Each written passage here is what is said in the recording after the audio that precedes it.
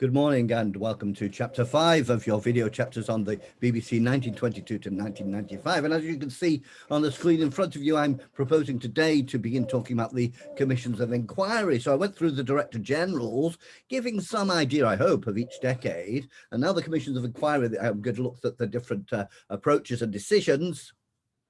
And then I'm going to move on to a chronological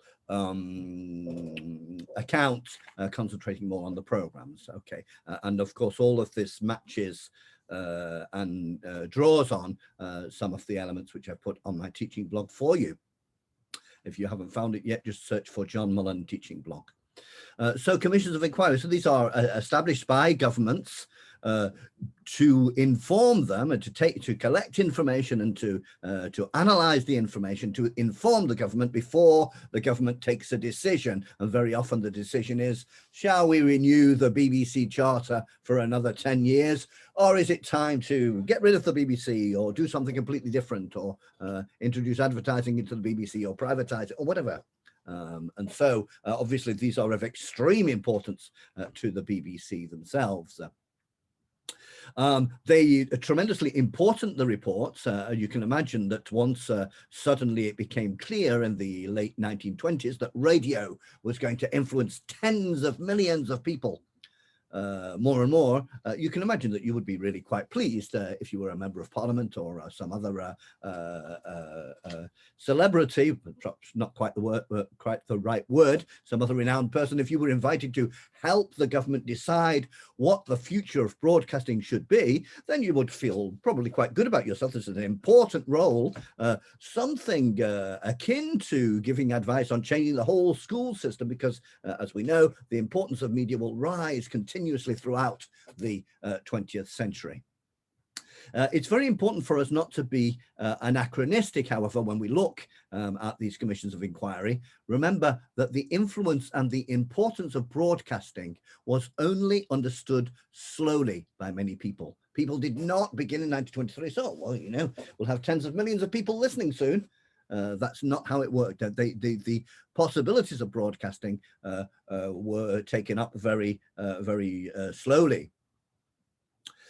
And if you take another example, television, in 1946, when television started up again after the war, and television sets were extremely expensive, and the management of the BBC was not convinced that television was going to be a huge phenomenon, really. They were wedded to the idea of quality radio, more and more radio, if you like, and they'd transformed the radio during the war. And they were rather reluctant to spend time and money on television, which might have a future or which might not have a future.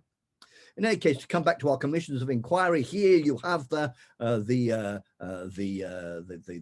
list of them. And don't worry, oh, sorry, bring that back there. Don't worry, as I come into each one, I will repeat the little square. As you can see, I just did it there, the little square with the name and the dates. So you can see that some of them have a single date and some of them have a period. This is because the time between the commission being appointed and its members being chosen and the report being published could be a year, 2 years, even sometimes 3 years.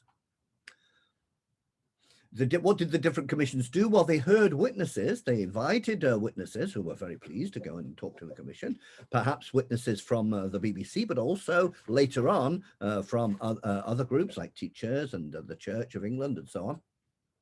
So they heard or witnesses and wrote a report. Some of the reports are very long indeed, hundreds and hundreds and hundreds of pages. Yes, they didn't just, it's not just a little note, yes.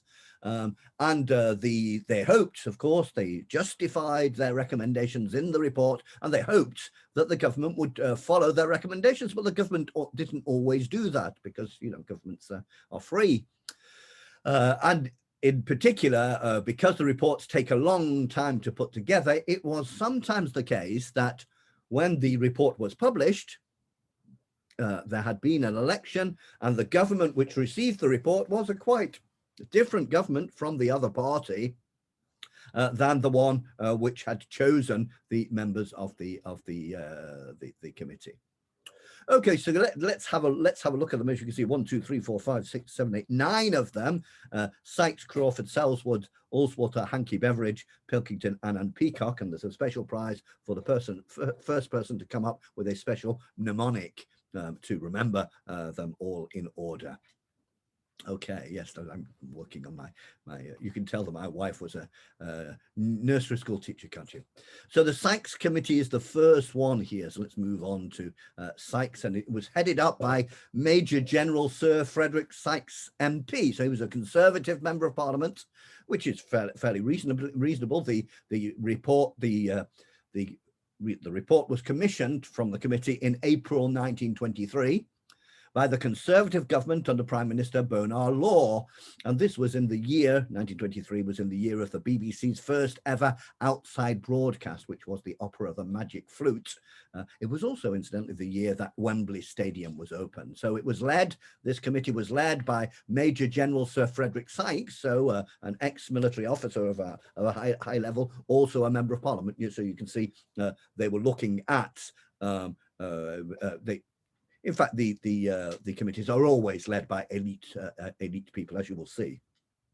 Some more elite than he was, in fact. Interesting that it should be a military person who heads up the committee. The radio, or as we called it at the time, or as they called it at the time, the wireless, had been very important during the war, and indeed had been reserved to the military during the First World War. And so it may well be that military people had some knowledge which others did not. There were 10 members of the committee. 2 of them were, all of them were men. Okay, get used to this. All of them were men, and 2 of them were military officers. 4 of them were members of Parliament. Now, the 4 members of Parliament were not all Conservatives. There was 1 member of the Labour Party and 1 from the Liberal Party. So this is very interesting, and this is because, well, the government wants an opinion to be able to base themselves on, but they don't want a completely biased or one-sided opinion. They really want to have an impression of the different ways of looking at the broadcasting. And of course, they might want to listen more carefully to what the Conservative MP says afterwards than the Labour MP, but they're hoping, first of all, to make sure that they have a clear picture of what broadcasting is doing and can do before they make decisions. And also, I think they would quite like to think that they were making decisions for a whole generation, and that if, unfortunately, the other party should come into government, well, they will have shored up their legacy in broadcasting by argument and by justifications. And so another government will not find it necessary to simply throw the whole thing down again. Now, at this point in 1923, the Labour Party had never been in government, but it was on the rise. It was slowly going to replace the Liberal Party. 2 of the things which encouraged the Labour Party very much so was that in 1918, all men had received the vote. After 1884, I think 2/3 or 3/4 of men had the vote, but a whole section of the working class did not have the vote because they didn't fulfill the conditions of how much money they paid for the lodging, something like that. And so in 1918, all men and all women over 30 got the vote. And so this was this meant that the weight of the working class was bigger, and therefore the Labour Party had an obvious space to grow. And secondly, after the First World War, in country after country, there were huge radical movements: revolution in Russia, the Biennio Rosso in Italy, revolution, I think it was a revolution in Hungary, in Germany, not a successful one, and huge strikes in Britain. So there was the revolutionary spirit, which was quite common around the world, gave a boost to the Labour Party, which was basing itself on social reform, not on revolution. Also on the committee, there were 2 physicists, specialists in radio, who were there to consider what were the technological possibilities. Remember, the non-specialist members of the committee would have a rather vague idea of how radio worked. When you have a transmitter, how far will the signal go? You know, do we need to have transmitters all over the country? What can we do about the empire? Do we need a transmitter in every big town in India? Yeah. So they had physicists, specialists in radio to make sure they were on top of the technological thing. And also a member of the committee was John Reeves, the Director General of the BBC. So this is the first and the last time they accept a senior manager from the BBC on the commission. The commissions are supposed to be independent commissions, but John Reeves had such influence as being the person who had started to build the BBC, that he was successful in arguing that he should be on the committee. So what did they discuss? Remember, at this time, we are talking about the British Broadcasting Company, a private company, or rather a consortium of private companies, in particular wireless manufacturers, who have got together and received a license from the government, from the Postmaster General, an important minister at the time, the Postmaster General, because the post, when you have no internet and very little telephone, the post is very important. And also the Postmaster General was also in charge of telephones. So telephones and post were at the center of public life. And so we're not surprised to see the Postmaster General as the minister responsible for radio. So we have this British Broadcasting Company, which has a monopoly. They're the only people with a license. But any wireless company may, if they wish, like Marconi, for example, they may join the British Broadcasting Company. It's a consortium. So that's what was discussed in the Sykes Committee, is what to do next. Should we continue? How should money be made to pay for radio? And it was recommended that a license fee would be paid. That is, that when you bought a wireless, when you used a wireless at home, you had to pay a license of 10 shillings. This was not always easy to impose, because many people made their own radio at home, because they were rather expensive to buy, found spare parts. So in any case, it was this idea of everybody pays a license fee was established, and the license fee was set at the cost of 10 shillings. We'll come back to how much that is next when we talk about the 20s in general. Also, the Sykes Committee recommended that progress be made towards a transfer from the private sector to the public sector of the BBC, and this will happen a few years later, but after the next commission. The commission also supported the possibility of ministerial censorship of news by the Postmaster General. They said, okay, well, if you're going to have news, well, the minister should read it first and censor it if necessary. This is what happened in France under de Gaulle, much later, of course. And they had a whole load of questions, of new questions to have to sort out. For example, they thought, well, what should we do with news bulletins? With news bulletins, well, it was recommended that the BBC should not compete with the printed press by broadcasting regular news bulletins throughout the day. Now, there'd already been a conflict in 1922. Marconi's London station, 2LO, had a row with the Times, the great newspaper of net reference at the time, because this was before 1922, before the BBC's creation. They had a conflict because they were reading extracts of the Times on the radio. And this Time said, oh, what are you doing reading our newspaper on the radio? People won't buy our newspaper if you're going to read it on the radio every day. In any case, this was solved because the BBC reached an agreement with the press agencies in November 1922, which allowed it to broadcast a news summary provided by them in the evening, well after the publication of the evening press.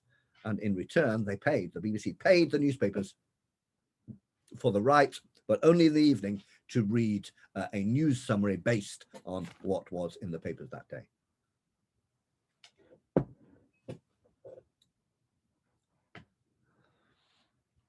The Sykes Commission agreed that the BBC should remain the only company licensed, so it should retain a monopoly as a consortium.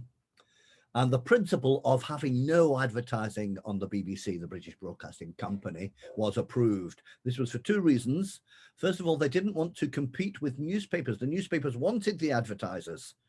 They depended on the advertisers, and they thought, well, if the radio also wants advertisers, there'll be less money for the press. And the second reason was that the commission had a negative impression of the effect of advertising on American radio, which was privatized. That is, that they got the impression that this affected the quality of the programs. It made them much more just looking for the maximum audience and as quickly as possible, and made quality in programs much more difficult.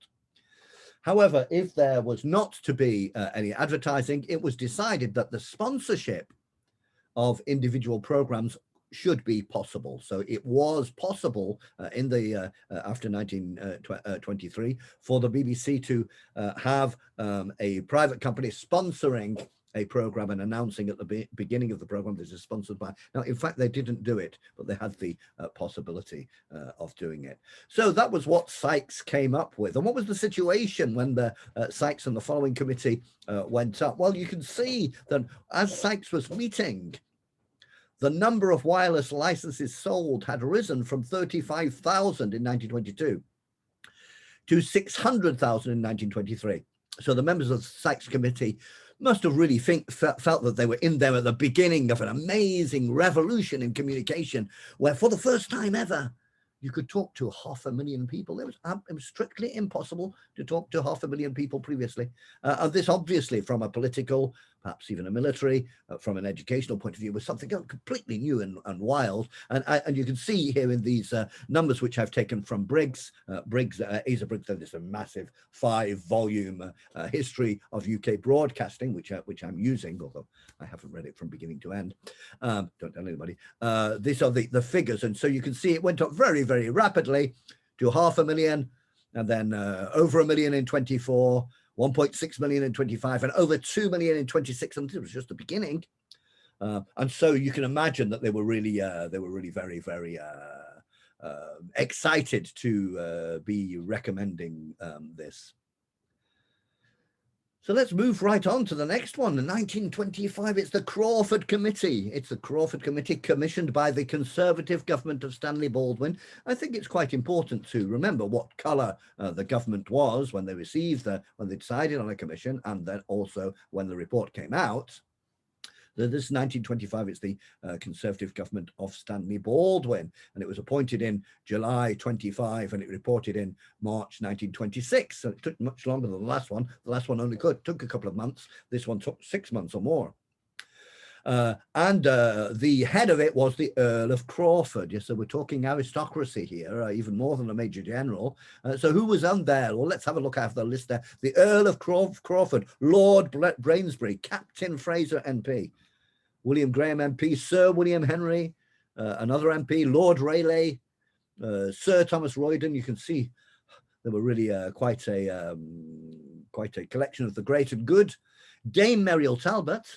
We have a woman on the, what's she doing there? They have a woman on the commission this time. And also Rudyard Kipling was on the commission, although he resigned at halfway through. Rudyard Kipling, then the great novelist and poet who wrote the Jungle Book, who wrote If, and who wrote a whole series of barrack room ballads, soldiers' ballads, and in general was an enthusiastic supporter of the British Empire and defeating the Indians and the Africans and so on. So 9 members, 8 men and 1 woman, including 2 lords and an earl, and 3 members of parliament. The woman, let's have a little look at the woman, because she's the first woman on a broadcasting commission. She was Muriel Talbot.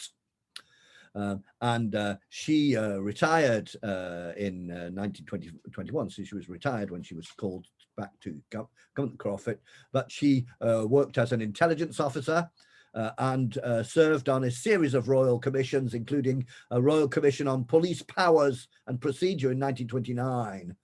Later on in her life, she was the chair of the London Council for the Welfare of Women and Girls. So that was the woman who was on this one. So what was the aim? What did they tell the Crawford Committee to do? They said, well, what you have to do is you need to review the future of radio, and this is a quote, in the widest possible terms. Now, when the government asks you to review something in the widest possible terms, that suggests they're not really very sure what is the nature of this phenomenon, what it's going to become, what the possibilities are, and so on. So this commission discussed the broadcasting organization and the effect of broadcasting on viewers, and John Reeves was not allowed on this committee, but he wrote a letter to them, he wrote a submission to them, and he recommended that the quasi-commercial constitution of the company should be abandoned in favor of a new constitution as a public service, because so far in 1925 we're still with a private company, and there it is, the call to capital of the British Broadcasting Company, and this is this I think is a call telling you how to buy shares in the company.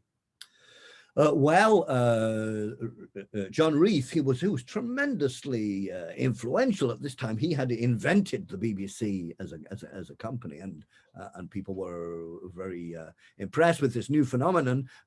And he said, well, we need to make it into a public service corporation. And the Minister, the Postmaster General, agreed with him. So the two of them together had no difficulty persuading the committee, and indeed the committee will recommend that broadcasting be run by a public service corporation. Links with wireless manufacturers should be severed, and those with listeners and the nation strengthened.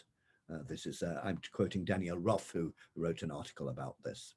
So what else did they decide? If it's going to be a public service corporation, there's a lot more things to decide. They decided no direct parliamentary control.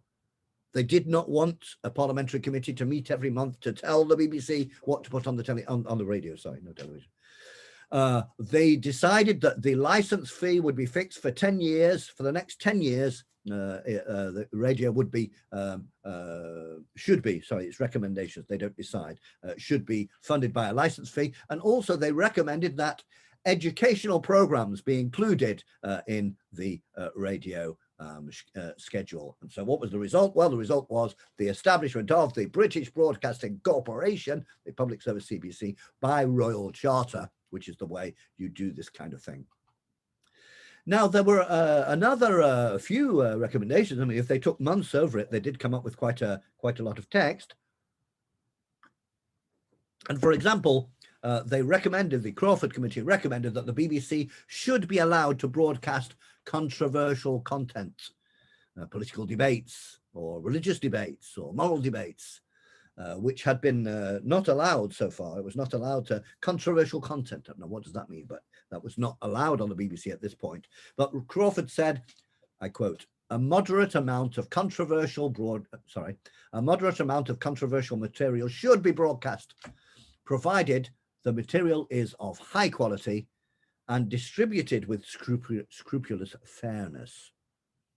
The government did not follow this recommendation. However, in 1928, so 5 years later, the ban on controversy was lifted for an experimental period, and in fact was never reimposed. Sorry, 3 years later, of course. So the BBC was to have a new constitution. But in fact, for the people who worked there, this didn't change very much.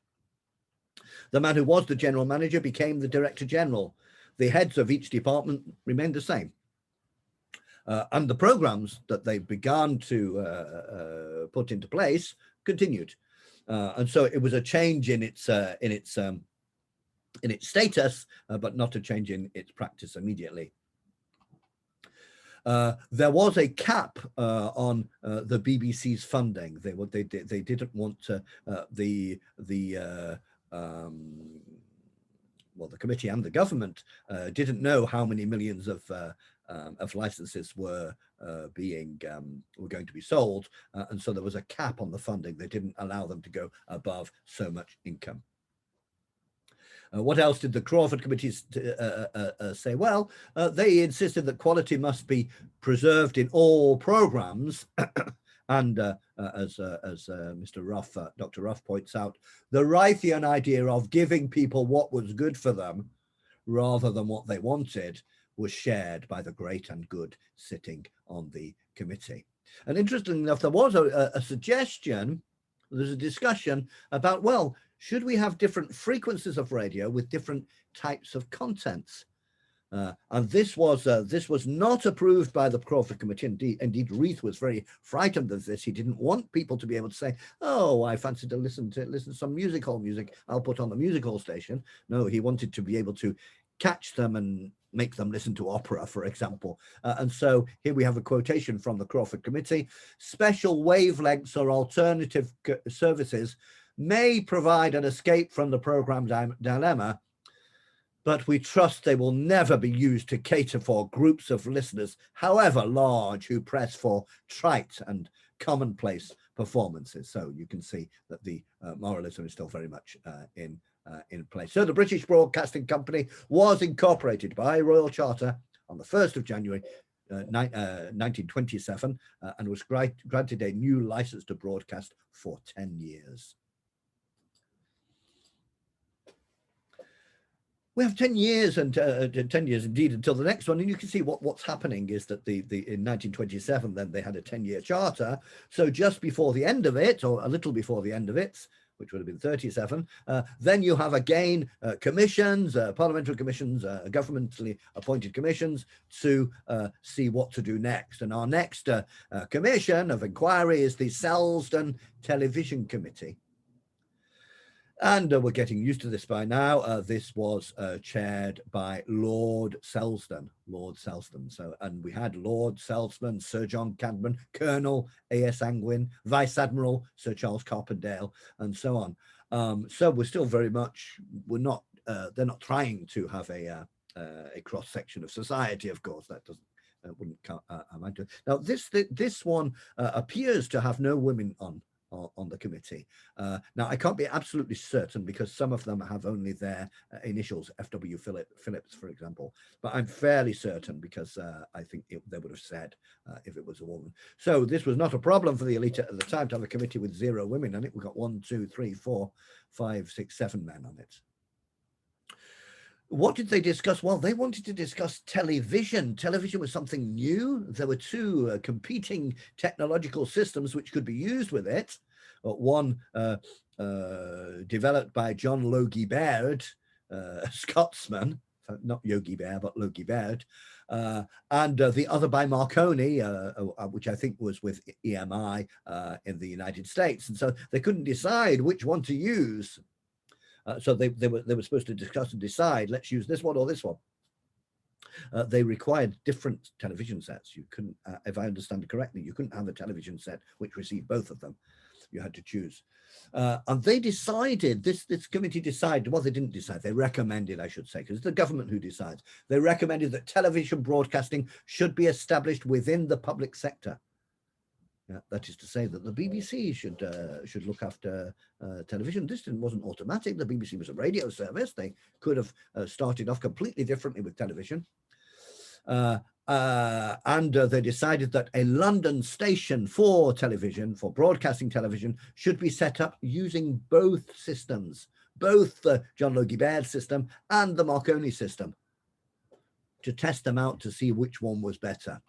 So here we have a couple of things we can understand. First of all, the BBC enjoyed a lot of confidence at this time, both in elite circles after how they had dealt with the general strike in 1926, but also it was more and more popular. You saw the number of licenses.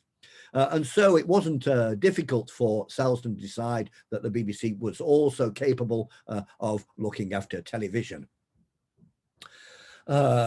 And secondly, they agreed without any difficulty that the corporation should still have a monopoly in all British broadcasting. So the monopoly is not being contested at this point. There was a bit of a problem with money because, of course, developing television cost a huge amount of money. It was completely new technology, and the vast majority of the BBC audience did not have a television. They just had a radio. And so it might seem unfair to make radio licenses more expensive in order to develop television. Remember, nobody knew that everybody was going to have a television 20, 30, 30, 40 years later. Nobody knew that. And so they had to reflect on how to find money to develop television. Advertising was again ruled out. They said, no, we don't want any advertising. Or they did say, well, they could have sponsored programs. In fact, it never really happened.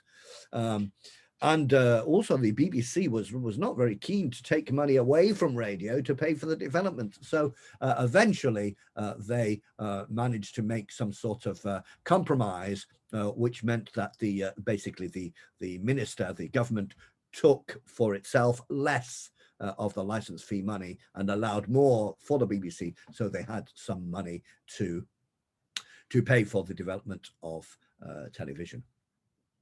What was the result then of this committee and the decisions of the government? Well, the BBC's first television broadcasts from Alexandra Palace in London. It's in a big, it's still there. Right? It's in a big park on a hill.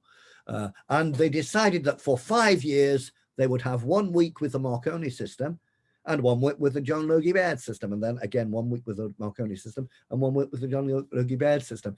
This was actually a very bad idea, because if people had to buy a very expensive television set, and they could only use it 1 week out of every 2. Remember, there were also only a couple of hours programs a day at this point. In fact, within a few months, they abandoned the John Logie Baird system and went with the Marconi system. This reminds me of the 1980s, where there were 2 kinds of video players: the VHS, which survived a long time, and the Betamax, which kind of died.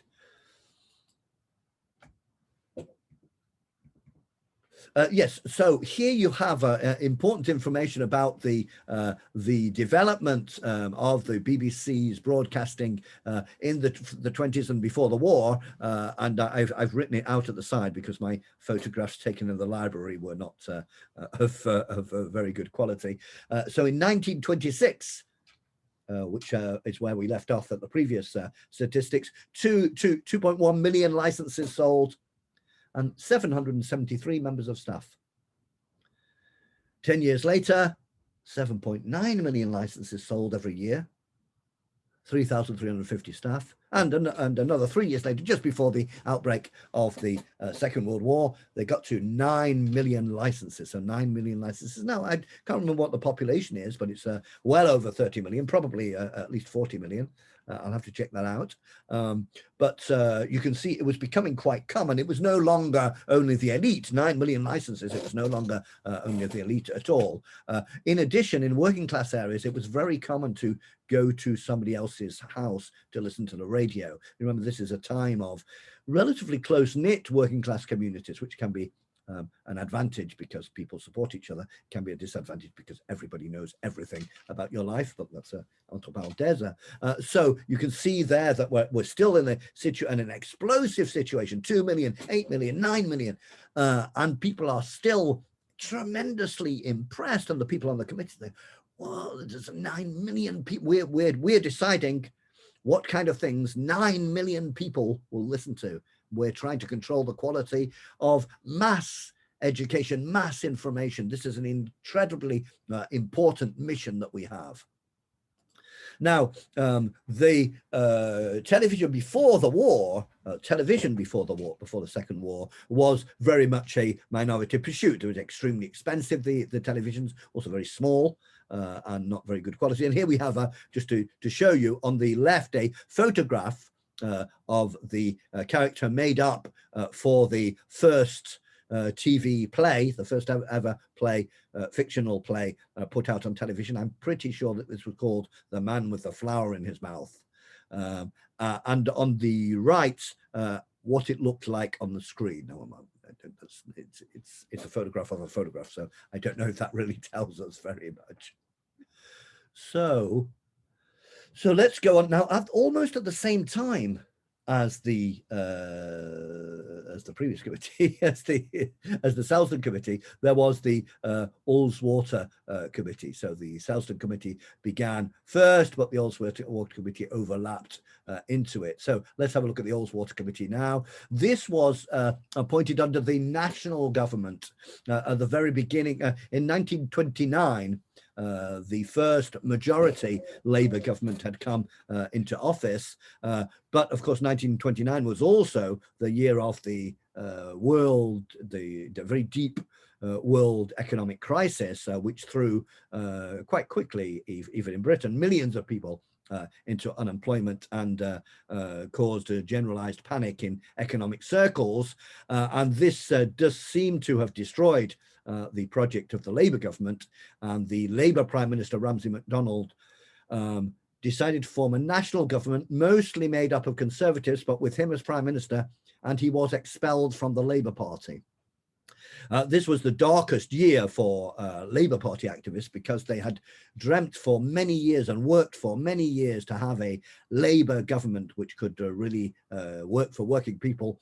And their hero, Ramsay MacDonald, basically left the party and led a Conservative government instead. So it was a horrific moment for Labour people. In any case, this national government established this Ullswater Committee, the Broadcasting Committee, in April, and they reported in December, so they need a few months to do it. And again, the leader is Viscount Ullswater, so some sort of aristocratic title, and he was also a Conservative politician. The members included a Labour MP, Clement Attlee, who would later become Prime Minister after the war. They included a leading politician from the Liberal Party, that's Clement Davis, and also a historian, in fact, a well-known historian, Lord Elton. Is it Lord or Sir Elton? Lord Elton, who was a specialist in the French Revolution. And indeed, his books are worth a read. 4 members of the House of Lords were on the committee, and 1 woman. The woman was, what's her name? The Marchioness of Reading, so also from with an aristocratic title. And this woman was so from the elite, and she had been very much involved in the Red Cross. So yeah, you can see the sort of people they were. So what were they discussing? Well, this is what they were supposed to discuss. I think it was actually in the brief: to consider the constitution, control and finance of the broadcasting service in this country, and advise generally on the conditions under which the service, including broadcasting to the Empire, television broadcasting, and the system of wireless exchanges should be conducted after the 31st of December 1936, then at the end of the 10-year charter. So what did they decide on? Well, first of all, the process of the committee. This was the very first committee which listened to evidence from listeners to the BBC. This was very, very interesting, because in the last, at this time, in fact, I think it's actually the following year, the BBC began to establish audience research. John Reeves was against. He was convinced that public opinion could only have a detrimental effect on programmes and programme makers. But nevertheless, they started up, and polling began with specific targeted groups. Teachers were consulted about educational programming, and so on and so forth. So this was the first committee to hear evidence from listeners. And one of the things they found out was that on Sundays, a huge number of BBC listeners, some say 80%, switched off the BBC and preferred Radio Normandy or Radio Luxembourg, because John Reeves has established that on Sunday there was to be no entertainment, only classical music and religious services. And this was called the Reeves Sunday, and people didn't want it. The committee recommended more decentralization to regions. It recommended a possibility of complete government control if a national emergency should come. But nevertheless, they wanted there to be a freedom to report anti-government views. They continued to insist that there should be no advertising and that the license fee should be increased. They also wanted news programs to be relatively impartial. We'll come back to this idea of impartiality. It's not easy to be impartial. And also they wanted more schools broadcasting, more educational programs. These are programs that in the schools at 10 o'clock in the morning, all the children in the classroom will now listen to the radio, because there's no means. There's no easily available means of recording. So that's what they did. And here is some of the information they were looking at. So, for example, this is what one of the polls that the BBC took in 1945. What do people think about classical music? Symphony concerts. 11% are enthusiastic, 16% favourable, 20% neutral, and 29% hostile. similar figures or not with opera and chamber music. You can see that really they were fundamentally only interested by high culture. And indeed, you can see in this is an extract from Briggs. He says underneath, you know, that they were hoping that Britain should join the front rank of musical nations.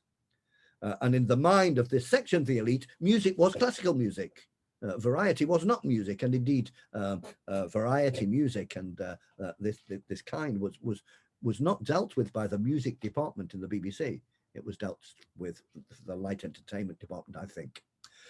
Okay, so this committee then recommended more money to develop television, and also they recommended that the Empire service should be expanded, notably through more broadcasts in local languages. They didn't want only to broadcast in English. So they had some sort of idea about how this could help Britain's imperial power in the world. And because of this committee, the BBC charter was renewed in Parliament overwhelmingly. It was not even necessary to vote. National government and Labour and Liberals, they all agreed to do this, and they voted the renewal. And that was a little longer than the other chapters, but I'm going to stop there, and I will be back with more commission's inquiries in the next chapter. Thank you for listening.